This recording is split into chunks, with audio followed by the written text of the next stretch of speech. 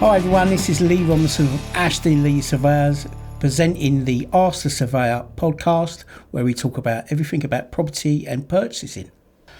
I have created this podcast, Ask the Surveyor, to help buyers understand the buying process. So we will have numerous guests, including conveyancers, estate agents, electricians, all the things that are important during the process, and we will be getting their expert advice to help you along and understand it better. With me in the studio is Mary of Bugg Estates, a well-respected name in the local property scene in Essex. We will be chatting about everything from the blind spots to market trends and how estate agents and surveyors can work better together to give clients the best outcome. Whether you're buying, selling, or just curious about how it works behind the scenes, this one's for you. Hi Mary, thanks for coming along today. Thank you for having me. Tell us a little bit about yourself, introduce yourself. So I'm an independent estate agent based in Chelmsford, Essex. I've been an estate agent for around 11 years now. I set up my own company 3 years ago just to be able to give a better service to sellers and buyers. So the independent journey is a lot better in the on the street, high street office? Yeah, I think so. I can give a much more dedicated service. It's much more hands-on. The communication is much more thorough. And yeah, I can just deal with everything myself rather than a client potentially being passed from one member of staff to another, to another, to another. So yeah, it's just been a real different journey over the last 3 years.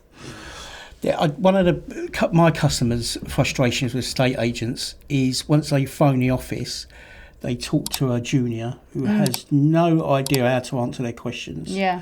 And even ourselves, when we phone up to book jobs, they don't even know what a survey is and stuff like that. So they do employ, the bigger brands do employ youngsters. Yeah.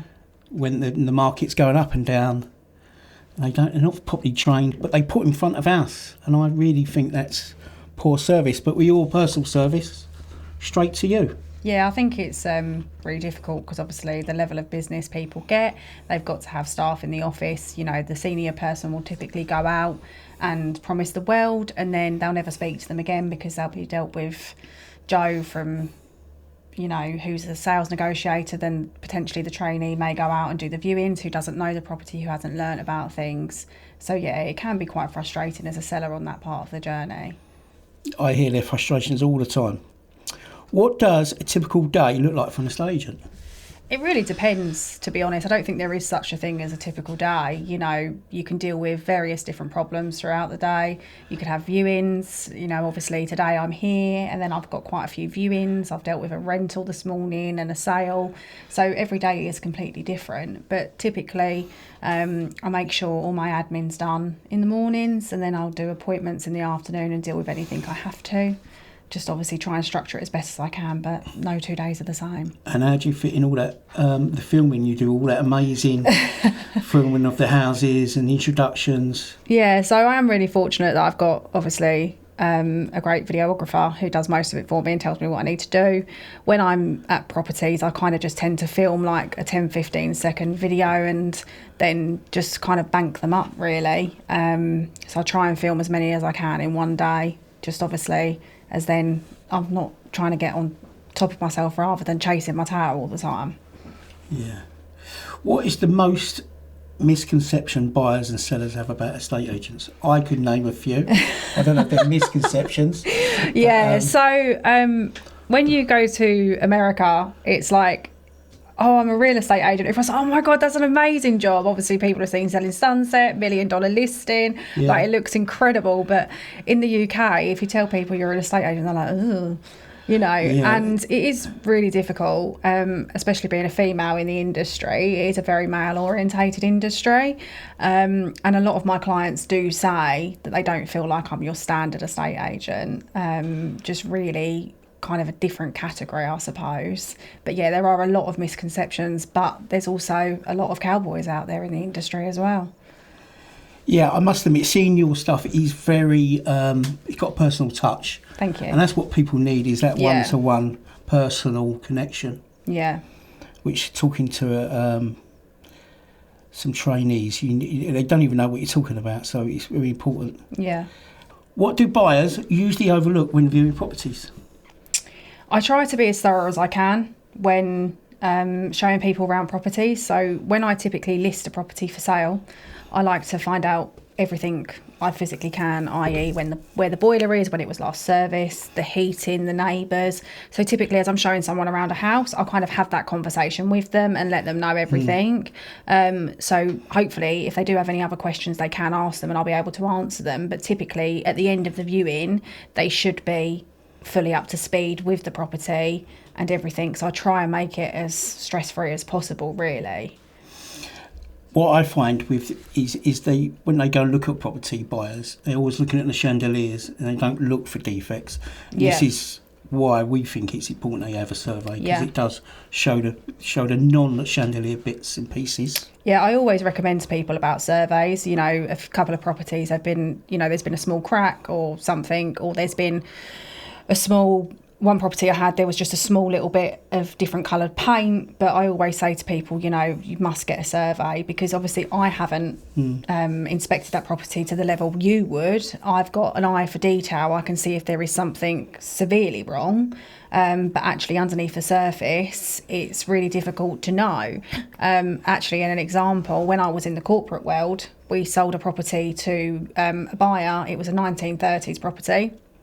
They decided not to have a survey done. When they moved in, it turns out that it was riddled in damp and it cost them tens of thousands of pounds. They had to strip all the floors, the walls, absolutely everything. And that's always stayed with me. And I think it's really important, you know, people have got such a bad perception of surveys that it's trying to knock money off, but actually it's not. If it's better to know than not to know. I'd rather someone potentially lose £500, £600, £700 than be stuck with 10, 20, 30,000 pounds worth of work that needs doing in a property. So I would always recommend to a buyer to get a survey done. Yeah, with our reports, they are thorough, and we give lots of maintenance advice. So even if it's like a to-do list for when they move in, or when important things, especially outside, like gutters and that, and little leaks can cause damp, and yeah. Yeah, I think sometimes the issues can be very minor, but obviously over time, if they're not pulled up, then that could be where the problem lies, which is why, again, people should always have surveys, especially when you're spending, you know, £250,000, £500,000 on a property. Why would you not spend People's expectations are different. I have had a customer wanted to pull out of a sale because she didn't know the back door had a cat flap, and she had this vision in her mind that there'd be 100 cats going into her house every night when she's asleep and stuff like that. Okay. But when I explained to her she only needed to replace the panel, and it would cost about £50, something like that, or £100, she was fine. And I also have had a customer where the roof is really rotten and it's collapsing, and they said, it's all right, we'll sort it. Yeah, I think obviously with the fact of the cat flap, the fact that you're honest and you're like, you know, it's really not a problem, is something that makes you a lot different to the majority of surveyors out there. Yeah, 'cause our clients, it's their dream to buy the property, so I don't want to spoil their dreams to over-egg stuff and further protect our PI. We're very thorough, so we protect our PI that way. Yeah.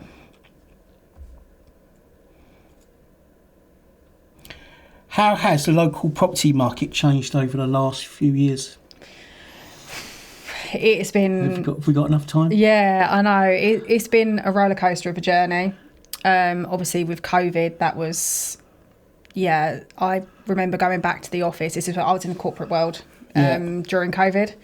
And my branch manager called me and he's like, right, we're going back. I was like, okay, yeah, really excited. Not homeschooling the kids anymore. You know, excited to get back into the office, leave the husband with it.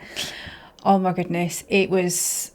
I had an A4 file folder and it was full like that of inquiries, and we were working 7 o'clock in the morning till 9 o'clock at night, and people were getting gazumped left, right and centre. You know, it'd be like you get an offer and then 5 minutes later you get another offer, and then someone would increase, you know, and then they introduced a stamp duty holiday, which was absolutely horrific. As you can imagine, the deadline was obviously coming up for the 31st of March 2021. And then they extended it, which was not ideal because obviously we then were the pressure was slowly taken off of us because most had gone through, but then it was like, oh, it's been extended by a few months, so let's see if we can get in. So then the pressure reloaded. Obviously warehouse prices increased massively during COVID because people were being given £15,000 for free. Basically, it cost you like 20p a month on your mortgage.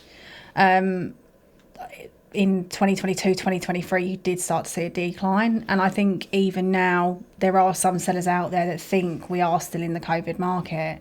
But currently, in Chelmsford, there's over 1,000 properties for sale. It is definitely a buyer's market currently. But it is starting to get a little bit better. Things are starting to sell again, but it is still very, very volatile. I agree. We've had quite a few surveys recently postponed or cancelled because of chains breaking down because of mortgage issues and stuff. Yeah. The biggest change I've seen in estate agents is Rightmove. You now don't need a high street shop with a big sign at the front because people look on Rightmove. They don't have a Saturday off and look in the paper, go to the estate agent, look in the window, get all the pamphlets, drive around the areas. It's all very online on your phone. Yeah. Do you see an end of the high street? I don't know if I see an end of it. You know, I don't have a physical office presence. I don't really need it at the moment, but typically I would like an office presence. I think it helps with your branding. But I think if, for example, in Chelmsford, you would walk along Duke Street and there would be all the estate agents. They are slowly moving off. There's a lot of empty shops down there. Yeah.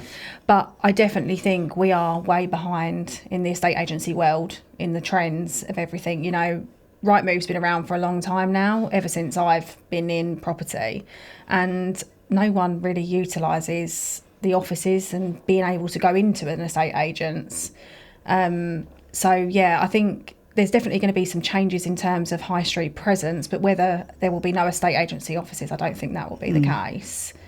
But it's, you know, it's just one of them things really. We've just got to move with the times, and the times are social media and online presence and making sure your property's shown to its best light to get you the best price possible, really. It's not about listing it at the highest price. It's not about that. You know, we listed one this week at offers over 500,000 and we achieved multiple offers. I won't disclose the price because obviously that wouldn't be fair to my clients. But yeah, it's just, you just got to market right. When I bought my property 3 years ago, the only time I stepped into the estate agents was to pick the keys up on the day of completion. But how frustrating was that you were moving and you had to then go to the office to pick up the keys? It's another added thing that you've got to do whilst you're trying to move. Whereas we will meet our clients at the property and give them the keys. Yeah, it must admit, it was about a 40-minute drive there. Yeah. 10 minutes of, oh, well done and all that, and then 40 minutes back. So yeah. That's really, when you want to plug in your kettle, get the tea on. You know, especially if you're involved in a long chain and you're at the end of it, you could be waiting all day. And then you've got to go to your estate agent's office to pick up the keys with your removal van and everything else that you've been kicked out of your house an hour before because you completed, and then you've got to wait.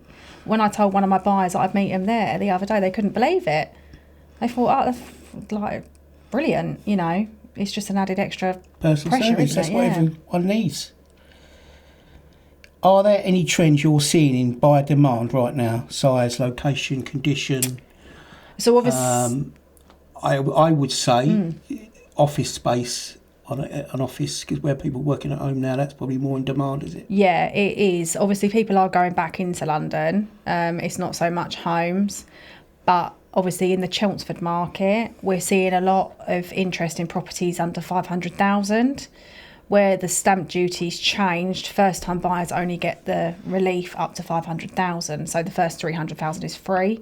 But if their purchase is over 500,000, then obviously they'll be charged additional stamp duty.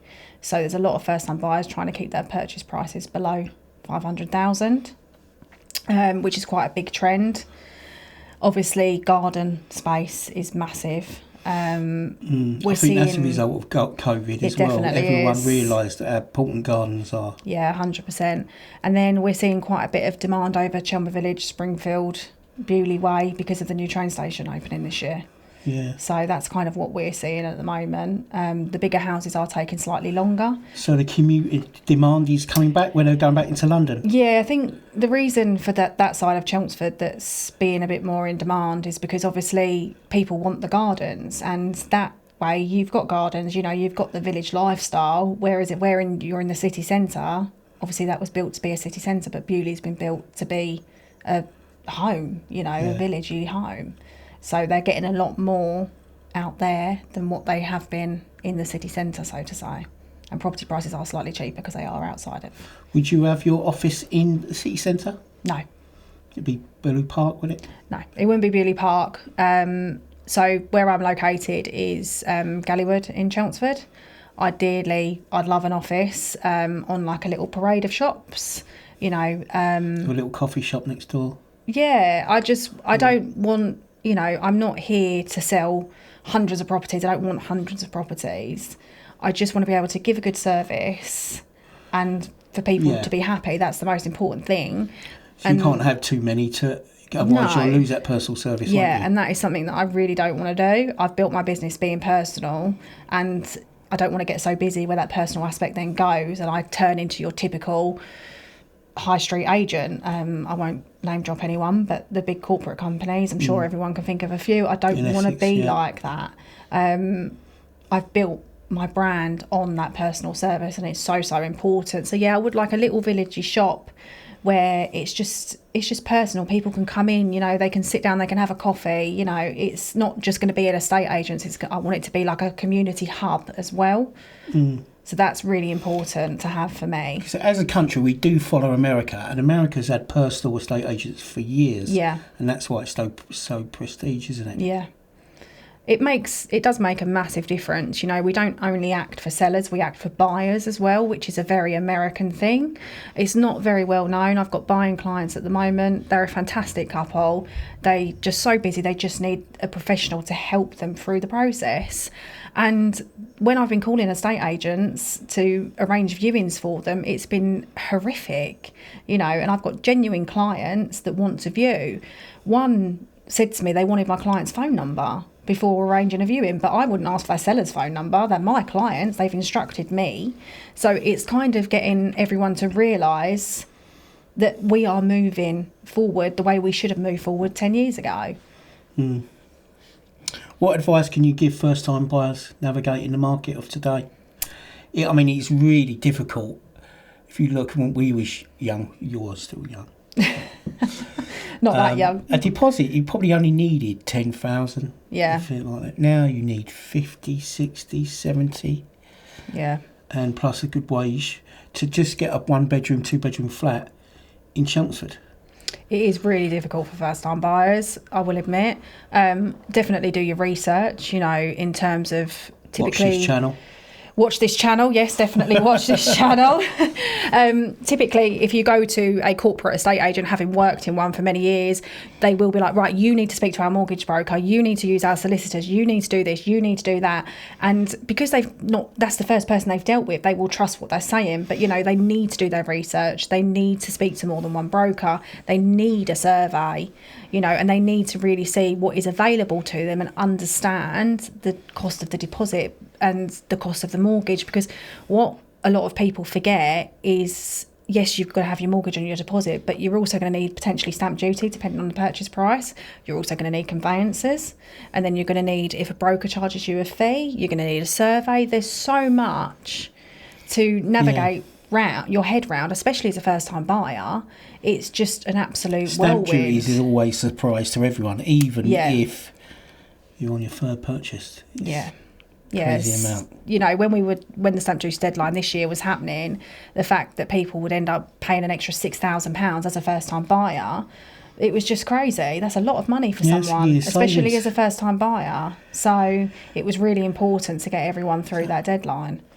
£120 a week saving. More. Quick maths. Yeah, it is £500 a month. Most people haven't got that extra spending money. No.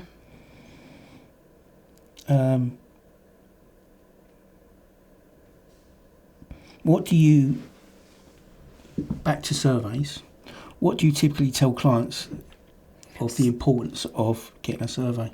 So I typically use the story that we spoke about earlier in regards to the damp in a property. Yeah. And the way I see it, if you're investing a minimum of £250,000, why wouldn't you invest under £1,000 for a survey to protect that purchase? You know, if you find a defect in a property, so if you purchase a property and it's got a defect and you try to get out of it, you can't, because you would legally have to disclose that defect if you try to resell the property. Okay. So you're the one left with it. Is that why they will change estate agents and don't tell the estate agent? They shouldn't. It does happen. It does happen, yes. You should, I saw a property yesterday, I think it was, on Rightmove, where there was a disclaimer to say that the spray foam insulation had been removed properly and there was a certificate. So if the estate agent is aware, they should disclose any material information. But our rules and regulations have changed a lot. We have to find out a lot more information, which is fantastic, to obviously protect buyers. Because there's nothing worse than someone purchasing a property and you've got a right of way over your garden and you didn't know about it. Yeah, I mean, it's really important that they find the right surveyor. As you know, estate agents are frustrated with surveyors because there's a lot of surveyors out there who just paint an overly dark picture, and it really does increase buyer anxiety. I know we touched on this, but I would advise estate agents, before they recommend, look at samples of estate surveyors' surveys to see if the quality is there and to see if it is over egged. And like a leaking gutter, which is a £40 repair, but some surveyors, because it's making the wall wet, they will say you need a damp specialist to come and inspect the damp. So it takes all the risk off their PI insurance. And all it is, as I say, a £40 repair. And once that gutter is fixed, the wall dries out naturally. And this is the right advice we should be advising clients, and not spoiling sales for estate agents, which obviously is a very frustrating and costly thing for estate agents. Have you ever experienced that? Just a few times. So, there's a couple of surveyors that I've dealt with in the past where they're known for downvaluing properties, just because I don't really know, to be honest. They feel like it. We've had surveys come back that are absolutely just ridiculous. You need this, you need that. Some people are okay. We then try and explain it the way you would. So obviously it's more work for us, but we'd rather try and save the sale if we can, especially if it is, like you say, a gutter leak that can easily be repaired. But I think what people need to remember is a lot of estate agents are affiliated with surveyors. So they just need to make sure that they get the kind of right one. Obviously for me, I built my business on personal trust and communication and everything else, so I typically only recommend people that I genuinely trust, just because it could then come back to me like, we're not affiliated, I just think you're really good at what you do, so that's why I recommend you. It's important for estate agents to recommend a surveyor for the right reasons, not just for financial gain, because 100%. I've seen so many reports, and recently I went to, there's a local surveyor, local estate agent phoned me up, said, Lee, they've had a surveyor around, it's spoiling the sale, first time buyers, he's put the willies up and they're really nervous, as the first time buyers are. They've said that there's a lot of movement on the extension, can you have a look for me? Because I've looked at it and all I can see is some dodgy tiling and where between the junction of the house and the extension. And can you have a look? And I went round there, and it was just bad, dodgy DIY tiling where you could almost trip over it, but it was nothing to do with structural movement, and that spoilt a sale. Yeah, obviously subsidence is massive. You hear the word subsidence, you run a mile. It's just really knowing that you've got the right person looking at it for you and can actually tell the difference between dodgy DIY or whether it is actual. There's obviously, the cracking isn't the only thing you need to look for. Obviously you can look for trees and movement in the ground and the floors and everything else. There's so much more to it than just a bit of cracking outside. Obviously a lot of properties have hairline cracks and people are like, oh, there's a lot of cracking, but actually it's just superficial most of the time, which is why again a survey is really important. I have a after sale service. I always say to my clients, if you have any issues in the future and you may have some sales motive advice, just send me some photos and I'll answer it there and then if I can. And a lot of it is ball joint cracks and or crack above a window at the weakest points, and they are no more than 2 mil wide. So a crack, you should be worried about a crack. If you can get a pound point in it, then it's worth making a call. Yeah.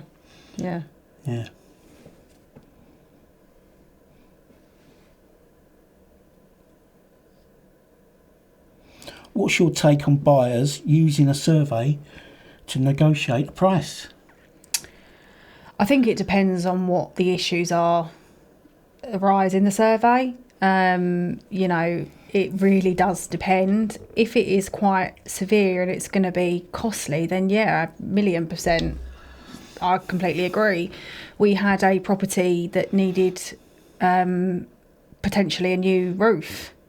And obviously that's a big cost. But obviously you need to factor in that we didn't sell the property with a brand new roof as well. So I think the negotiation power, you really need to think about things like that, because I typically, obviously the sellers are my clients, but I'm not going to outdo any buyers either. At the end of the day, my goal is to get the property sold. So the way you have to kind of look at it in that situation is, what would the property be valued with a new roof? If you're spending £15,000, for example, on a roof, surely you're going to get that back when you resell it, because that's a massive selling point. Oh, we did the roof last year, it's now, so that's something that you haven't got to worry about. So depending on the reasons for the potential negotiation, then obviously we'll work how we can. But if it is something minor, there's a bit of cracking due to it's just superficial, then obviously you can't really be asking someone to take a couple of £1,000s off of a purchase price. So I think it does really depend on the issues. I don't encourage it as a blanket rule, because of every property, it's always got a little bit of maintenance. I don't think I've found a house that is perfect yet, even new ones certainly. So I think a bit of maintenance and all that, and it's nice to make them aware what they need to do to maintain the integrity of the property. But if there's a defect and it's quite costly, say 5-10 grand, they made an offer on that property not knowing they've got that extra cost. So then I do think negotiation is fair. Yeah, I agree. It doesn't mean that it's the seller's gonna negotiate and say yes, but no, then it becomes a game of poker a little bit, don't it? Yeah, I completely agree. If it is superficial just to do with maintenance, like a leaky gutter costs you, like you say, £50 to get done. But if it is a defect, then obviously that is something that we can obviously look at. But obviously we're going to act on for both clients, because obviously we don't want the sale to fall through for something that could quite easily be fixed, even though it's going to be costly. So it's kind of down to the buyer and the seller to negotiate and try and meet somewhere in the middle, ideally. Is there any red flags that you hear from surveyors generally? In what sense? If a surveyor phones you up, is there any indication you think, oh no, he's not gonna do a true survey? Is there anything that triggers? Not really, because we don't actually speak to many surveyors. We normally get calls from offices, because obviously apart from yourself, a lot of surveyors we deal with have call centres because they're massive companies. So it's just... So you only hear after. You only see the reports. You don't talk to them. Or sometimes I don't even see the reports. That's one thing I should add. If obviously a buyer wants to negotiate a price based on the report, then we would need to see the report, because obviously we can't go... We need to be able to show our clients that there is this problem, because they could think that they're just saying it to get money off. So we always advise not to give them the whole report. No, just the bits that's important. Yeah.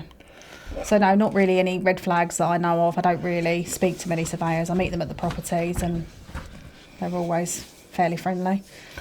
What is the most unusual, memorable property that you've marketed? Oh wow, okay. So when I was in the corporate world, We had a property in Melbourne, in Chelmsford.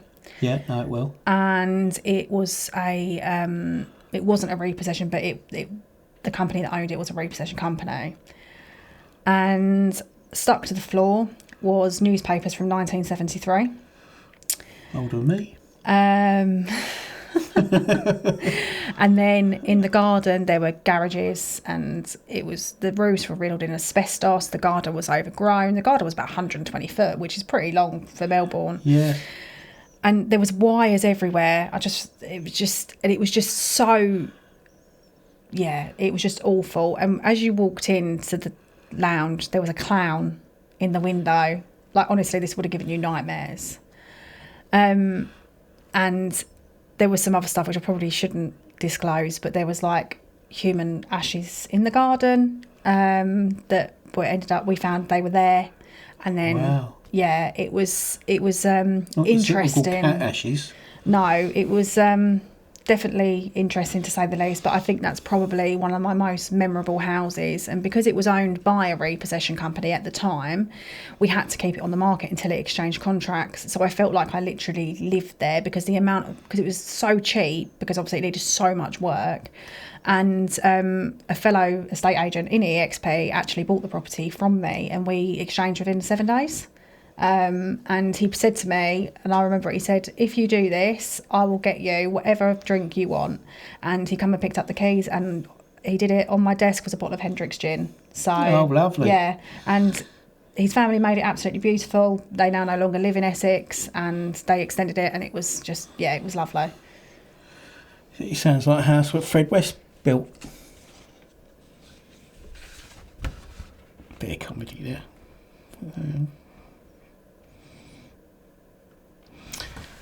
This is a good one. Have you ever had a buyer pull out over something you thought was trivial? I mean, I just told you the story about the cat flap, which... No, I don't think so. No? No, not that I can recall. No, I do know. I know some buyers will use something as an excuse because they've had the offer accepted.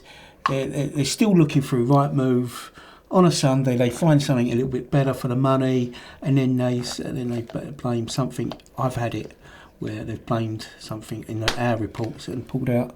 But really, they just wanted something else. They see something better. Oh yeah, that happens. Sometimes, obviously it's people don't necessarily tell you why they're pulling out. They don't necessarily use the survey. Sometimes they do it before that's even done because they found something else. It does really depend. But yeah, I'm pretty sure some of the sales that fall through are because people have changed their minds and seen something else. Because obviously no one's contracted to continue the purchase, which is one of the biggest problems in the UK. Until exchange of contracts, you can pull out at any point. Yes, it is. We do have a tough system. I do think on when the offer is accepted, there should be a strong handshake of maybe a few £1,000, and it will make everyone a bit more serious. I know the housing minister, I can't remember which one, was suggesting this. They were trying to get this to be go through, but the housing ministers change every 5 minutes, so nothing gets ever changed. But I do. So as soon as you've both accepted the offers, the sellers accepted the offer, there should be like a £1,000 or £2,000 strong handshake, and that will stop some of this messing about. Yeah, I agree. I know there are talks about it in the industry, and it is definitely something I have had long thoughts about introducing for my clients, not just necessarily the sellers, because sellers can pull out as well. And I know some agents are slowly starting to introduce it, and I think it's just kind of a bit of protection. But in terms of, I think the sellers should also have to put something into that, because if they withdraw, the buyer's completely not protected at all. And that's one of the things that the UK is not in favour of buyers, they're in favour of their sellers. So why should a buyer have to put £2,000 down and then the seller pulls out? What protection have they got? So I think it definitely needs to be from both sides. Yeah. because typically in the UK we're instructed by our sellers, not by our buyers. So the estate agents don't have any need to act for their buyers' best interests because they're not paying their commission. So I think if that was something that should be done, it should definitely be both ends of the scale. With my experience of buying, it's different subject. I bought this house. Well, I bought my house, sorry, and it exchanged in 5 weeks. And at the same time, the business at the time we was buying a flat, and it was empty, leasehold, and it took 9 months. So flats are notoriously leaseholds and stuff. Yeah. What is the typical sales time? Is leaseholds longer than freeholds, did you find? Yeah, so leasehold is definitely longer than freehold just because there's a lot more involved. So obviously you've got management packs, and you've got management packs from the management company that deal with the ground rent and the management company that deal with the service charge. Yeah. Obviously, there's a lot in the world at the moment where they got the leasehold reform bill. So there's a lot of things that are being tried to change. Mortgage lenders are becoming a lot stricter on what properties they lend on, especially leasehold. So obviously, you've got the EWS1 forms, which is to do with Grenfell. You've got if buildings are over a certain height, how often the ground rent doubles. You know, there's some properties out there where ground rent doubles every 10 years. Yeah, especially got lifts and stuff like that. Yeah, it started at like 125. Now it's 350, and it's about to double again to 700. Yeah, that's a massive increase. So obviously there's a lot about that. But typically a freehold purchase, we say, can take between 8 and 12 weeks, and a leasehold between 12 and 16. But you've got to take a lot of factors into that, how long the chain is and everything else. If you've got a leasehold at the bottom and then you've got 6 above you that are all freehold... 9 months, and it was only a 1-bedroom flat, which was empty, no chain. Oh, I had one sale running for nearly a year. It was leasehold because there was just so many problems with mortgage lenders and all the leases and everything, which is why the government are trying to step in with a leasehold reform bill. But also important for buyers, first-time buyers, if they're buying flats, is finding out how much the service charge is. Because when I was investing in flats, 1 bedrooms, our model was 1-bedroom flats, because we thought that was the best return.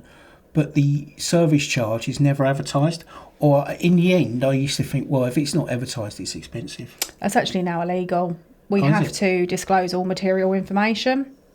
So on a typical Rightmove listing, or Zoopla, or on the market, any listing you put on the web when you're selling a home, you have to disclose the council tax band, you have to disclose the EPC, and if it's leasehold, you have to disclose the service charges. And if you've got a freehold property with a management charge, that's typically in your newer builds, where there's like Bewley, for example, Chelmsford Garden Community, there is management charges for the maintenance of the greens and the roads and everything else separate from your council tax. That has to be advertised. Before a buyer purchases a property or goes to view a property, they have to be aware of anything that may change their mind. So, for example, if you put an offer in on a property and you later on find out that there's a £500 a year service charge, that is deemed to have changed your mind about the offer you put in. So all of that information has to be disclosed on the listing. Who's the regulation set by? So it all came from, I can't remember the bill off the top of my head, but Rightmove are monitoring it, material information it's called. So when we take a seller onto the market, they get a form that they have to fill out, which is about 3 or 4 pages long. And that is material information. So whether there is a right of way, whether there is spray foam insulation, because obviously that's a massive topic at the moment, the council tax band, the EPC rating, when the electrics were done. So just trying to find out as much as possible, really. If you weren't in property, what would you be doing instead? Okay, so everyone says this would have been great for me, but I actually wanted to be a prison officer. Did you? I did, yeah, years ago. Got a bad name at the moment. Yeah, they have, but I was nearly a prison officer. I went up to Holloway Training Centre for the final part of the course, and I did these role play sessions, and I absolutely pooped myself and decided that is not for me. And then I thought, let's sell houses instead. A lot easier, a lot more less stress. Well, yeah, it can be. Yeah. Yeah. Less intimidating, I'd say. Yeah, definitely. What's one tip you'd give sellers preparing their house to put on the market? Obviously, presentation is key. When I do pre-research of a house, and I think, oh, that's a really nice house, look at it. And you go there and you think, am I in the wrong house? It's like, it was super tidy in the photos, and then when I go there, everyone's packing and stuff like that. And obviously, we provide our sellers with a checklist of hints and tips to basically help them prepare their home for marketing. We do obviously suggest people declutter, but don't depersonalise. So people need to see that it's still a home at the end of the day. Obviously, you've got properties that are vacant that aren't homes, but people need to still see that it is a home as well. And then, just try and keep it as tidy as you can, because you don't want to give the wrong impression to someone, that you're not looking after your house. To be honest, I don't really have any properties like that currently. They all look lovely, the same as what they did pretty much in the photos, apart from we may have moved something that would take someone's attention from the actual room. So one thing that is really important, if you look at your room, so say you've got a kitchen and you're looking, where is your eye drawn first? For me, kitchens, washing up liquid bottles, tea towels, oven gloves, anything that would take that viewer's eyes away from the space, get rid of it. Chuck your washing up liquid bottle under the sink. Is it because they're looking at what brand they're using? No, but if you Google it, a guy actually put a picture on Rightmove and there was a pig in the lounge. And I see it all the time. There's dogs, there's cats. It's just unprofessional. A pig, yeah. What, a real pig? Yeah, real pig in a lounge.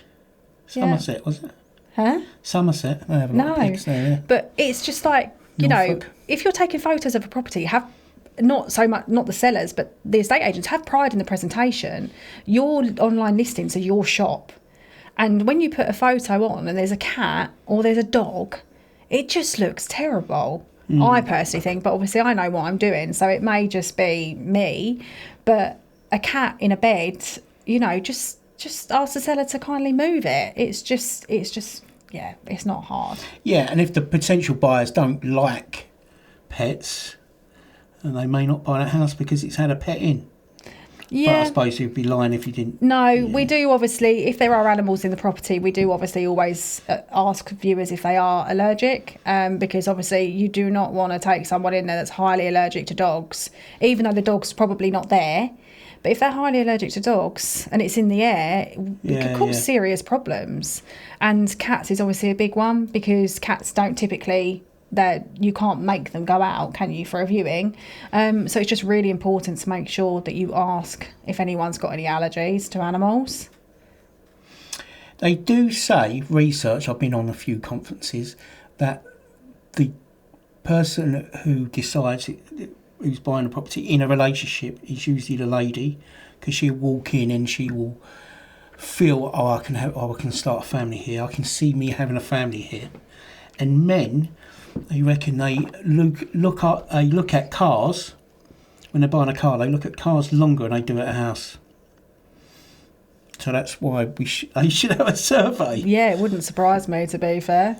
Obviously, as an estate agent, I think my husband's quite fortunate, because I'd be able to notice things typically buyers wouldn't. But yeah, the survey is so important. What is the average time you would say a buyer would look at? I know everyone's different, and some people will want 2 or 3 viewings, but what is the shortest time or longest time that typically a buyer will go in, I want this property, I want to put an offer in?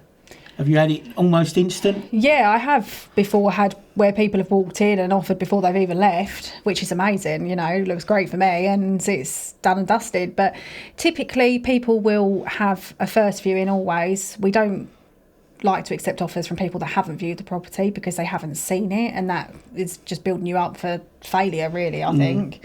A typical first viewing can take around 15 minutes. Some people do take slightly longer, but typically it is around 15 minutes.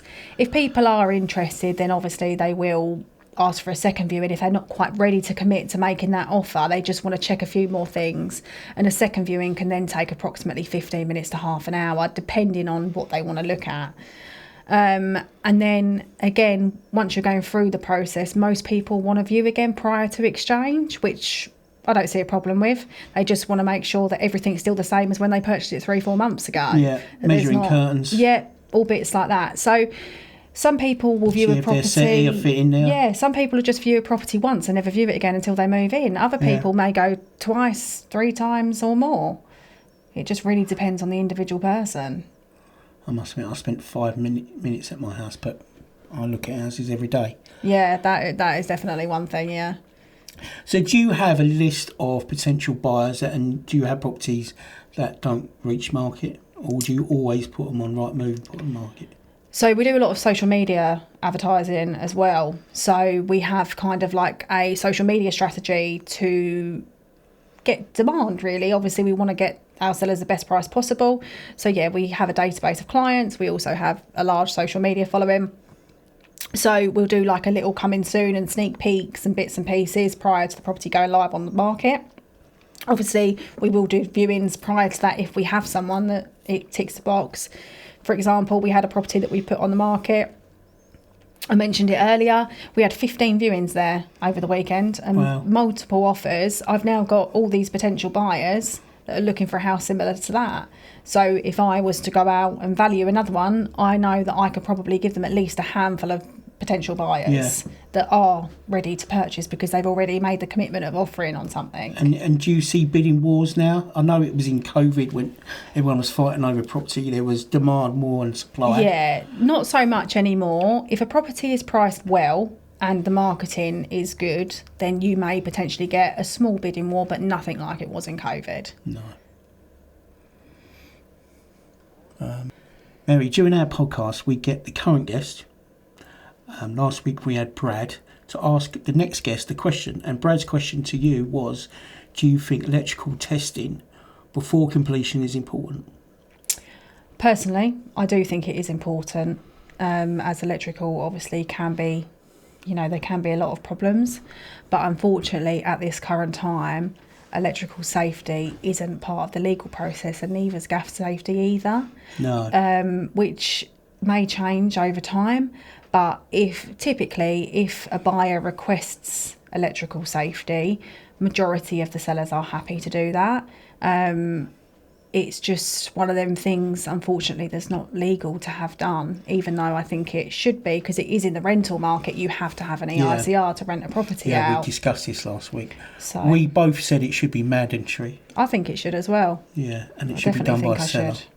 Some countries have got that. Yeah. So we have Mike next week. Mike is a window repair and installer, services windows. He's coming on. What question do you have for Mike? So I think I would like to ask Mike, when you have a window that's all misted up, can you just replace the glass, or do you have to replace the whole window? Good, we will ask Mike that next week. Mary, where can listeners find Mary Bugg Estates online? So we advertise on all major property portals, Rightmove, Zoopla and on the market. We also have our own website, which is marybugg.exp.uk.com, and you can also follow me on social media, which is Bugg Estates. That's it for this week for episode 2, The Estate Agent. Thank you, Mary, for coming and spending your time here today. Visit next week for episode 3 with Mike, the window guy.